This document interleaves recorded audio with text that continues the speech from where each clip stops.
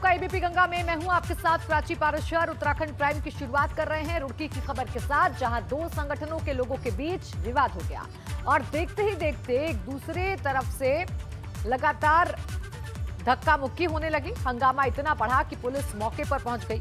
पहले तो इन्हें समझाया गया, जब ये नहीं माने तो पुलिस को हल्का बल प्रयोग भी करना पड़ा, जिसकी तस्वीरें आपके सामने हैं। दरअसल दो पक्ष आमने सामने आ गए, तो संगठन आमने सामने आ गए और फिर उसके बाद सड़क पर ही हंगामा होने लगा। पुलिस मौके पर पहुंची, समझा बुझाकर मामले को शांत कराने की कोशिश की, लेकिन जब मामला बिगड़ता देखा, मामले को बढ़ता देखा, तो फिर लाठियों के जरिए पुलिस ने इस हंगामे को रोकने की कोशिश की और वहां पर इकट्ठा लोगों को तितर बितर करने की कोशिश की गई। तस्वीरें आपके सामने हैं। दो संगठन आमने सामने आए और सड़क पर ही बवाल होने लगा, सड़क पर ही धक्का मुक्की होने लगी। पुलिस को सूचना मिली, पुलिस मौके पर पहुंची, लोगों को समझाया गया और ये विवाद खत्म करने के लिए कहा गया। लेकिन जब ये लोग नहीं माने तो फिर पुलिस ने बल प्रयोग करते हुए, लाठी डंडों का सहारा लेते हुए वहां से भीड़ को तितर बितर किया, यानी लोगों को वहां से हटाया।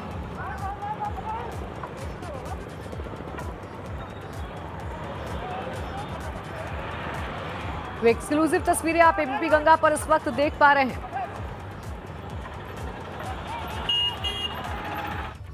और बड़ी खबर आपको बता दें, कोरोना वैक्सीनेशन से जुड़ी बड़ी खबर है। उत्तराखंड पहुंच गई है वैक्सीन की 1 लाख डोज। और अब राहत की खबर यह है कि सोमवार से उत्तराखंड में 18+ लोगों का वैक्सीनेशन होगा। 1 लाख डोज उत्तराखंड पहुंच गई है वैक्सीन की। बड़ी खबर इस वक्त की, केंद्र से उत्तराखंड को 1 लाख डोज मिली है, यानी सोमवार से 18+ लोगों के लिए वैक्सीनेशन शुरू हो जाएगा। आपको जानकारी दे दें कि 1 मई से वैक्सीनेशन अभियान की शुरुआत नहीं हो पाई थी उत्तराखंड में, लेकिन अब ये शुरुआत होने जा रही है, यानी सोमवार को 18+ लोगों को अब वैक्सीनेशन उनका किया जाएगा, उन्हें वैक्सीन लगाई जाएगी। आपको ये भी जानकारी दे दें कि 1 लाख डोज वैक्सीन की पहुंच गई है उत्तराखंड केंद्र सरकार की तरफ से, उत्तराखंड की सरकार को भेजी गई है और अब सोमवार से 18+ लोगों के लिए वैक्सीनेशन शुरू हो जाएगा। और हम सीधा रुख करेंगे रवि केंतुरा का। मेरे सहयोगी जुड़ गए हैं देहरादून से ज्यादा जानकारी के साथ। रवि, देखिए जिस तरीके से 1 मई से अभियान की शुरुआत होनी थी, लेकिन थोड़ी देर हुई और अब राहत की खबर यह है कि सोमवार से 18+ जो लोग हैं उनका वैक्सीनेशन किया जाएगा। इसको देखते हुए क्या व्यवस्था की जा रही है रवि उत्तराखंड में? प्राची, देखिए इस वक्त की सबसे बड़ी खबर है, क्योंकि उत्तराखंड के लोगों को इंतजार था कि 18 से 45 आयु वर्ग का जो वैक्सीनेशन है वो कब से शुरू होगा। और 1 लाख जो डोज़ है वो उत्तराखंड स्वास्थ्य विभाग को मिल गई है। जौलीग्रांट पर ये डोज़ पहुंची है और उसके बाद इसको जो वैक्सीनेशन जो सेंटर हैं देहरादून में, वहाँ पर जो सीएमओ कार्यालय के करीब है, वहाँ पर इसको पहुँचाया गया है, जिसका कार्य अभी जारी है। तो ऐसे में 1 लाख वैक्सीन जो पहुँची है वो काफ़ी कम है अगर देखा जाए, लेकिन हाँ इतना ज़रूर है कि जो अभियान 1 मई से शुरू होना था, अब वो सोमवार यानी कि 10 तारीख से शुरू हो जाएगा। जहां तक किस तरीके से अभियान शुरू होगा, क्योंकि लगातार पंजीकरण शुरू हुए थे, 28 तारीख से पंजीकरण शुरू होना जो है शुरू हो चुके थे। तो ऐसे में अगर हम सभी ज़िलों की बात करें तो वहां पर ज़िलाधिकारियों को ये यहां पर निर्देशित किया गया है कि वो तमाम जो तैयारियां हैं उन अपनी तैयारियों को सुचारू रखें।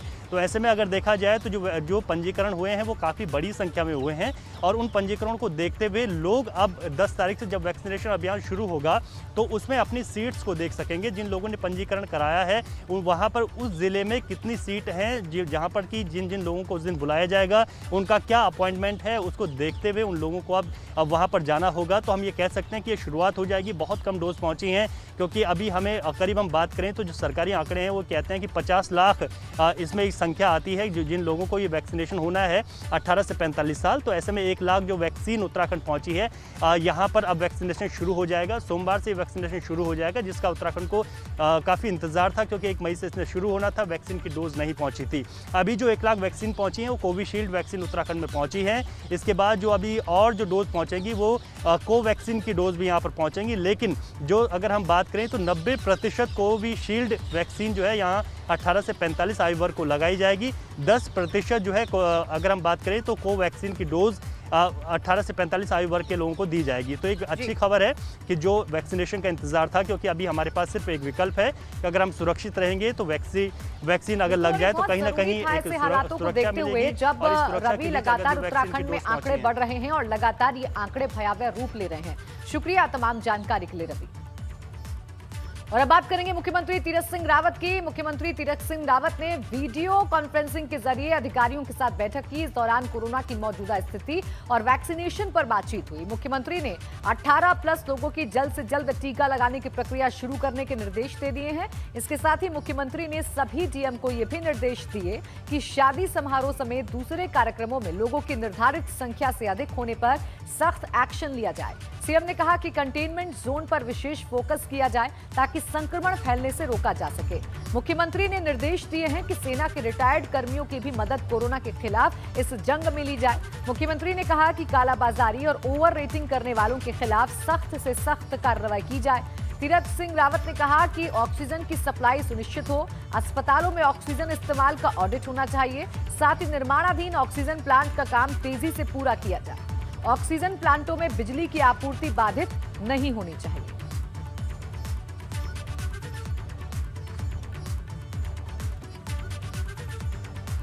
और देखिए, इस बीच एक और खबर मिल रही है। पर्यावरणविद सुंदरलाल बहुगुणा कोरोना पॉजिटिव हो गए हैं।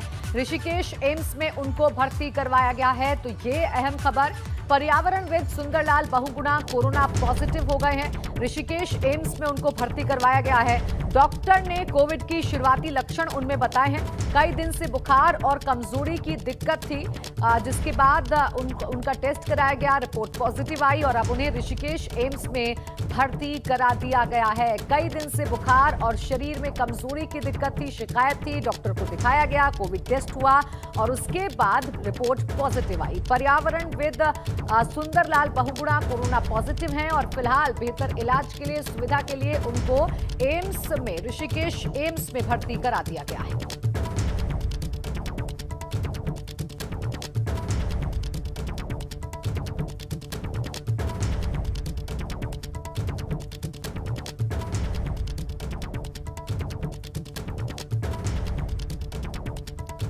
तो उत्तराखंड में जिस तरीके से तेजी के साथ कोरोना बढ़ रहा है, इस बीच ये और खबर। और अब आपको कोरोना अपडेट भी उत्तराखंड का दे देते हैं। बात अगर करें बीते 24 घंटे की, तो उत्तराखंड में कोरोना के 8,390 नए मामले सामने आए हैं, यानी नए केस सामने आए हैं। देहरादून में कोरोना के, आपको जानकारी दे दें, नए केस हैं इतने। हरिद्वार में 812, पौड़ी में 203, उत्तरकाशी में 266, टिहरी में 424 नए केस सामने आए हैं। बागेश्वर में 237, नैनीताल में 636, अल्मोड़ा में 247 केस सामने आए हैं। यानी आज 8,390 नए केस सामने आए हैं। ये कोरोना के ताजा आंकड़े हैं, पिछले 24 घंटे का ये ताजा आंकड़ा है। और राज्यसभा सांसद अनिल बलूनी की मुहिम अब रंग ले आई है। यहां गुजरात के कच्छ से ऑक्सीजन सिलेंडर से भरा एक ट्रक देहरादून पहुंच गया है। ऑक्सीजन सिलेंडर से भरा ट्रक देर रात करीब 1:30 बजे देहरादून पहुंचा। अनिल बलूनी ने अपने निजी संबंधों के आधार पर ये ऑक्सीजन सिलेंडर भिजवाए हैं। गुजरात से ऑक्सीजन के 100 सिलेंडर पहुंचने से कोरोना काल में लोगों को बड़ी राहत मिलेगी। ये जंबो सिलेंडर हैं जिसमें ऑक्सीजन रिफिल करने की क्षमता ज्यादा होती है। अब इस सिलेंडरों में ऑक्सीजन रिफिल करके दूसरे जिलों में जरूरत के हिसाब से भेजे जाएंगे।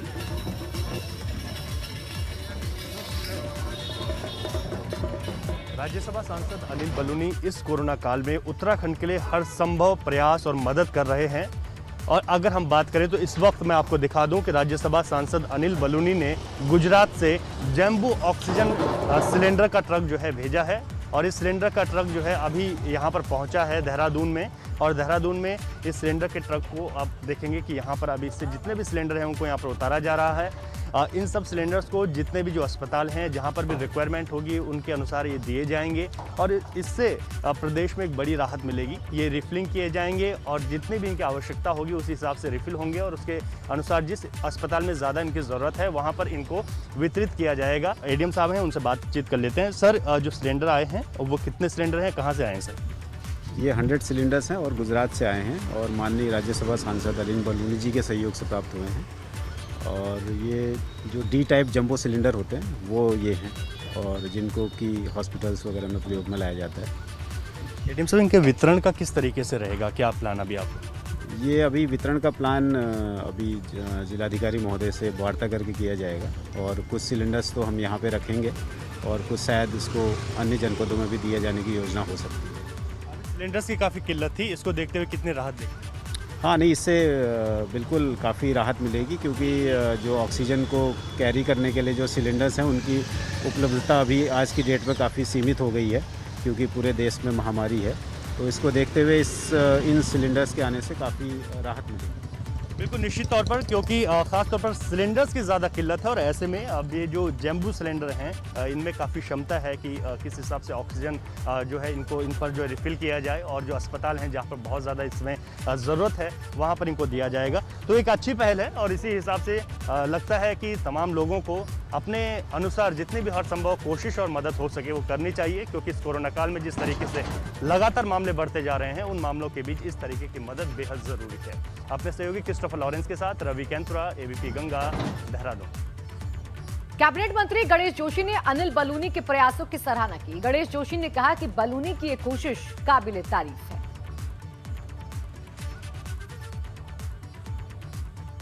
देखिए, मैं बलूनी जी लगातार प्रदेश की सरकार की मदद कर रहे हैं। जहां उन्होंने ऑक्सीजन सिलेंडर भेजे हैं, कंसंट्रेटर भी उन्होंने यहाँ पर भेजे हैं और मेरी विधानसभा क्षेत्र के कैंट में जिस कोविड हॉस्पिटल को बनाने जा रहे हैं उसके लिए जनरेटर सेट देने के बाद रात भी उनसे मेरी टेलीफोन से बात हुई थी। एक बड़ा जनरेटर सेट वो वहाँ पर दे रहे हैं। इसके लिए मैं आपके चैनल के माध्यम से माननीय बलूनी जी का बहुत आभार व्यक्त करता हूँ। कोरोना काल में जहां मरीजों को ऑक्सीजन के लिए दर दर भटकना पड़ रहा है, तो वहीं रुड़की से बीजेपी विधायक प्रदीप बत्रा ने अपनी निधि से मिनी ऑक्सीजन प्लांट लगाने का निर्णय लिया है। विधायक प्रदीप बत्रा ने कहा कि ऑक्सीजन प्लांट लगाने का मकसद सिर्फ जनता की सेवा करना है ताकि कोरोना महामारी में लोगों की जान बच सके। प्लांट ऐसा किया है जिसमें कि सिलेंडर भरे जाएंगे तो लोग अपना सिलेंडर लेके आए, भर के वहाँ से उसका लाभ उठाएं। खाली लाइन पे लगाना सिलेंडर या ताल लगाना मैं समझता हूँ कामयाब नहीं है, पैसा बेकार करने वाली बात है। तो जो प्लांट आएगा 200 सिलेंडर की कैपेसिटी है, 200 सिलेंडर से क्या डेली भर जाएगी। और कैबिनेट मंत्री और नैनीताल के जिला प्रभारी बंशीधर भगत ने कहा कि कोविड-19 के बढ़ते संक्रमण को देखते हुए जिला प्रशासन ने पूरी तैयारी कर ली है। हल्द्वानी में मिनी स्टेडियम तैयार हो गया है। ऑक्सीजन के 2 प्लांट लगाए जा रहे हैं जिससे ऑक्सीजन की कमी जिले में ना हो।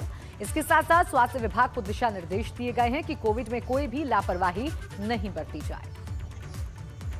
और मैं भी कोशिश कर रहा हूं कि सब जगह से रिपोर्ट लूं और विशेष रूप से नैनीताल जिले का, क्योंकि कोविड प्रभारी होने के कारण मेरा विशेष दायित्व बनता है। हमने स्टेडियम में भी अब लगभग तैयारी कर ली है, मिनी स्टेडियम भी तैयार हो गया है। ऑक्सीजन के 2 प्लांट हम लगा रहे हैं। 1 सप्ताह के भीतर हल्द्वानी या नैनीताल जनपद की स्थिति ये हो जाएगी कि हम ये कह सकेंगे कि हमने पूर्ण तैयारी कर ली गई है। और नेता प्रतिपक्ष इंदिरा हृदयेश ने आरोप लगाया है कि प्रदेश सरकार फ्रंटलाइन वर्कर्स और कोरोना मरीजों की मदद करने में नाकाम साबित हुई है। नेता प्रतिपक्ष ने कहा कि विधायक खुद अपनी निधि से 1 करोड़ रुपए दे रहे हैं, जिससे सरकार की व्यवस्था पर सवाल है। नेता प्रतिपक्ष का कहना है कि ना मरीजों को ऑक्सीजन मिल रही है, ना दवाइयां, ना इंजेक्शन, और प्राइवेट अस्पताल इलाज के नाम पर मनमानी कर रहे हैं। नेता प्रतिपक्ष का कहना है कि वो इस बारे में सीएम से 2 बार बात भी कर चुकी है।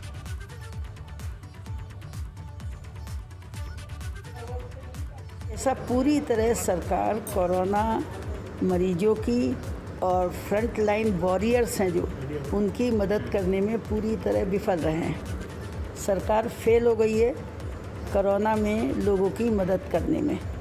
ना ऑक्सीजन मिल पा रहा है, ना दवाएं मिल पा रही हैं, ना इंजेक्शन मिल पा रहे हैं। 1 इंजेक्शन तो 5-6 दिन से हमारी कोशिश है वो मिल ही नहीं रहा है। कोई मरीज ज़्यादा बीमार हो जाते हैं। प्राइवेट हॉस्पिटल पर कोई नियंत्रण नहीं इनका। इन्होंने कोई रेट उनके तय नहीं किए हैं, वो मनमाने रेट ले रहे हैं। इस पर भी सरकार कोई नियंत्रण नहीं कर पाई। मुख्यमंत्री जी से मेरी 2 बार बात हुई कि कुमायूं का ये द्वार है हल्द्वानी और सबसे ज़्यादा भीड़ यहीं होती है, तो यहाँ आप सुविधाएं भी दें और पैसा भी अधिक दें, सहायता भी करें, पर कोई उसमें बदलाव नहीं आया है। कोरोना महामारी में भी लोग कालाबाजारी करने से बाज नहीं आ रहे। हरिद्वार कनखल थाना पुलिस ने बड़ी कार्रवाई करते हुए ऑक्सीजन फ्लो मीटर की कालाबाजारी करने के आरोप में कारोबारी को रंगे हाथों गिरफ्तार कर लिया। आरोप है कि ऑक्सीजन फ्लो मीटर 5,000 रुपए में बेचा जा रहा था, जिसकी कीमत काफी कम थी। इससे पहले भी ज्वालापुर कोतवाली पुलिस ने 2 लोगों को कालाबाजारी करते हुए गिरफ्तार किया था। दिन से सूचना मिल रही थी कि एक व्यक्ति हैं जो इनके द्वारा पहले रेमडेसिविर का और अभी ऑक्सीजन फ्लो मीटर की कालाबाजारी की जा रही है। इस सूचना पे हमने वेरीफाई किया।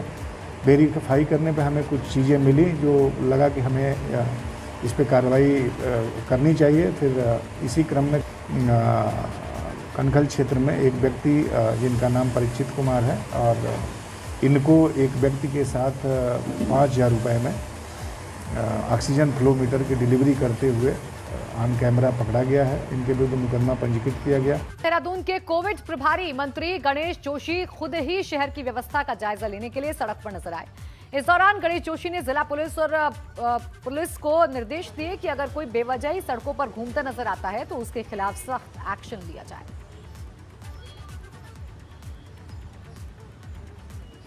हमने यहाँ के अपने डॉक्टर्स अधिकारियों को क्या है कि जो लोग यहाँ पर एडमिट हैं, मैंने जो जानकारी ली है, सुबह 4 आदमी थे, एक को रेफर कर दिया गया है, 3 पेशेंट यहाँ पर एडमिट हैं।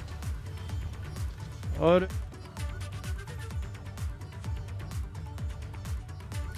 पौड़ी जिले के बंदूड़ गांव में एक साथ 30 लोगों की रिपोर्ट कोरोना की पॉजिटिव आई है, जिसके बाद हड़कंप मच गया है। प्रशासन ने एहतियात के तौर पर पूरे गांव को सील कर दिया है। अब हालात सामान्य होने तक ना तो ग्रामीण गांव से बाहर जा सकेंगे और ना ही कोई भी बाहरी व्यक्ति गांव में हालात सामान्य होने तक एंट्री कर पाएगा।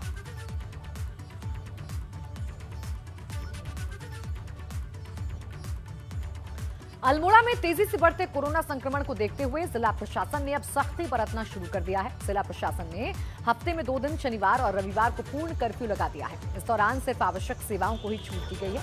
जिले में कर्फ्यू का पूरा असर देखने को मिल रहा है। कर्फ्यू के चलते यहाँ के बाजारों में सन्नाटा पसरा है।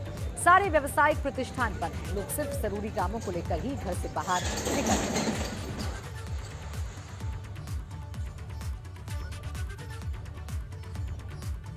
अल्मोड़ा मेडिकल कॉलेज के कोविड वार्ड में वेंटिलेटर लगाने की कवायद शुरू हो गई है। वेंटिलेटर संचालित करने के लिए मेडिकल कॉलेज के चिकित्सकों और स्टाफ को ट्रेनिंग दी जा रही है। दरअसल कोरोना के बढ़ते मामलों के बाद वेंटिलेटर की जरूरत महसूस हो रही है।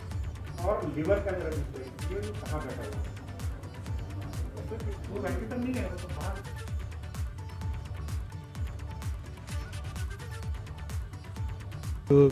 तो थोड़ा भिन्नता होती है।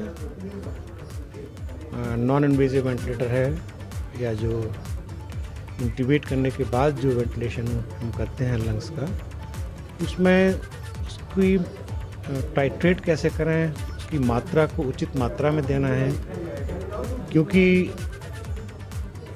मरीज़ को वेंटिलेटर से फ़ायदा होना चाहिए। वेंटिलेटर मरीज़ को कोई नुकसान ना पहुंचाए, ये भी ध्यान में रखना होता है। तो ये सारी चीज़ें अभी लगेगा, समय लगेगा। अभी करीब जो फंडामेंटल पॉइंट्स हैं वो उनको समझा दी। नैनीताल में मौसम ने करवट ली है, जिसके साथ ही ओलावृष्टि हुई और बादलों की गड़गड़ाहट ने लोगों को तर कर दिया। हालांकि कोविड कर्फ्यू की वजह से बाजार में भीड़ नहीं थी, लेकिन अचानक मौसम बदलने से सड़क एकदम सुनसान हो गई।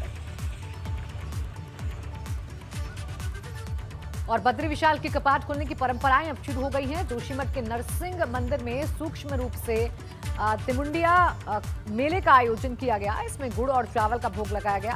दोपहर बाद सभी हक हकूकधारियों ने पूजा पाठ किया। इस दौरान भगवान बद्री विशाल की यात्रा में कोई रुकावट ना आए, इसके लिए मनोकामना की गई। बद्रीनाथ धाम के कपाट 18 मई को खुलेंगे। हर साल कपाट खुलने के 11 दिन पहले नरसिंह मंदिर में इस तरीके से आयोजन किया जाता है।